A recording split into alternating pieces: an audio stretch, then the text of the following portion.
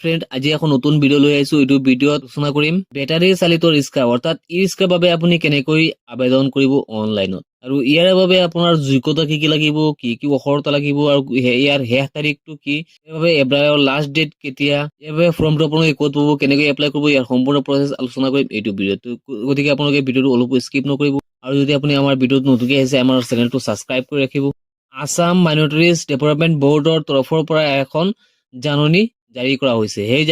সেই জাননীখনত কি কি উল্লেখ আছে এই বিষয়ে আমি এতিয়া আলোচনা কৰিম। সেই নটিচ বা জাননীখনত উল্লেখ আছে, অসম সংখ্যালঘু উন্নয়ন বৰ্ডৰ তৰফৰ পৰা 2023-24 বিত্তীয় বৰ্ষৰ বাবে নিম্নলিখিত উল্লেখিত সামগ্ৰী বিতৰণৰ বাবে অৰ্থ সাহায্যৰে অসমৰ স্থানীয় বাসিন্দাৰ অধিসূচিত ধৰ্মীয় সংখ্যালঘু, যিসকল ধৰ্মীয় সংখ্যালঘু আছে, মুছলিম, খ্ৰীষ্টিয়ান, শিখ, বৌদ্ধ, জৈন, পাৰ্চী, এইকেইটা সংখ্যালঘু ধৰ্মীয় সম্প্ৰদায়। ই ৰিক্সাৰ বাবে যিসকলে এপ্লাই কৰিব, মুঠ খৰচৰ 80% চৰকাৰী অনুদান আৰু 20% হিতাধিকাৰীয়ে বহন কৰিব লাগিব। ইয়াত উল্লেখ কৰিছে যিসকলে ই ৰিক্সাৰ বাবে এপ্লাই কৰিব, ইয়াৰ 80% চৰকাৰে বহন কৰিব আৰু 20% যিজনে এপ্লাই কৰিব তেওঁ বহন কৰিব লাগিব। আৰু sewing machine, fashion design machine আৰু automatic paper plate making machine যিটো আছে, এইটো সম্পূৰ্ণ বিনামূলীয়া বিতৰণৰ বাবে আবেদনকাৰীসকলৰ বছৰেকীয়া আয় 3 লাখতকৈ অধিক হ'ব নোৱাৰিব। যিজনে আবেদন কৰিব তেওঁৰ বছৰেকীয়া আয় 3 লাখতকৈ বেছি হ'ব নোৱাৰিব। আবেদনকাৰীসকলে অনলাইন যোগে প্ৰপত্ৰ পূৰণ কৰিব লাগিব আৰু আবেদনৰ লগতে যাৱতীয় নথি পত্ৰ আপলোড কৰিব লাগিব। ইয়াৰ উপৰিও এই নথি পত্ৰসমূহ ফটোকপি, মূল কপি বাছনি প্ৰক্ৰিয়াৰ সময়ত লৈ আহিব লাগিব। এপ্লাই কৰাৰ পিছত যিটো বাছনি হ'ব সেই বাছনি প্ৰক্ৰিয়াত অৰিজিনেলখিনি আপুনি লগত লৈ যাব লাগিব।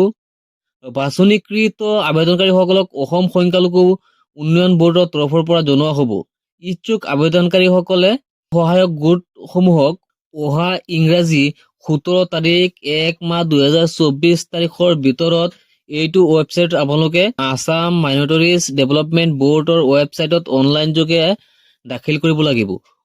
অসম্পূৰ্ণ যিসকলে সম্পূৰ্ণকৈ আবেদন নকৰে সেইসকলক কেঞ্চেল কৰি দিয়া হ'ব, ইয়াত উল্লেখ আছে। অসম সংখ্যালঘু উন্নয়ন বৰ্ডৰ বাছনিৰ কমিটিৰ সিদ্ধান্ত হৈছে চূড়ান্ত সিদ্ধান্ত। ইয়াত উল্লেখ কৰিছে যিসকলে এপ্লাই কৰিব, ইয়াৰ শেষ তাৰিখ হৈছে 17 তাৰিখ জানুৱাৰী মাহ। এইটো মাহৰ 17 তাৰিখলৈকে আপোনালোকে এপ্লাই কৰিব পাৰিব। আৰু এইটো ৱেবছাইটত আপোনালোকে এই লিংকটো আমি ভিডিঅ'ৰ ডিছক্ৰিপশ্যনত দি ৰাখিম, তাত গৈ আপোনালোকে এপ্লাই কৰিব পাৰিব। আৰু ইয়াৰ বাবে কোনে এপ্লাই কৰিব পাৰিব, ইয়াৰ অৰ্হতা কি কি আমি এতিয়ালৈ আপোনালোকক আলোচনা কৰিম। যিসকলে এপ্লাই কৰিব বিচাৰে সেইসকলৰ বাবে কিছুমান অৰ্হতা থাকিব লাগিব। সেইকেইটা আছে, 1 নম্বৰত আবেদনকাৰী ধৰ্মীয় সংখ্যালঘু সম্প্ৰদায় হ'ব লাগিব। 2 নম্বৰত আবেদনকাৰী কমেও 5ম শ্ৰেণীৰ উত্তীৰ্ণ হ'ব লাগিব।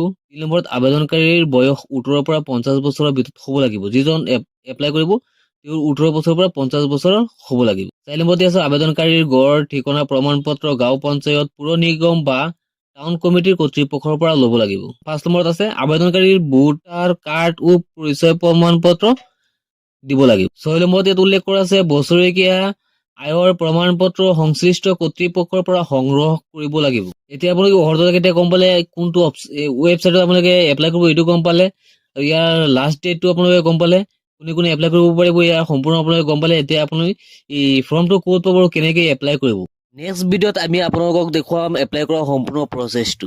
আজিৰ ভিডিঅ'টো এইখিনি আছিলে, লগ হ'ব নেক্সট ভিডিঅ'ত। জয় আই অসম।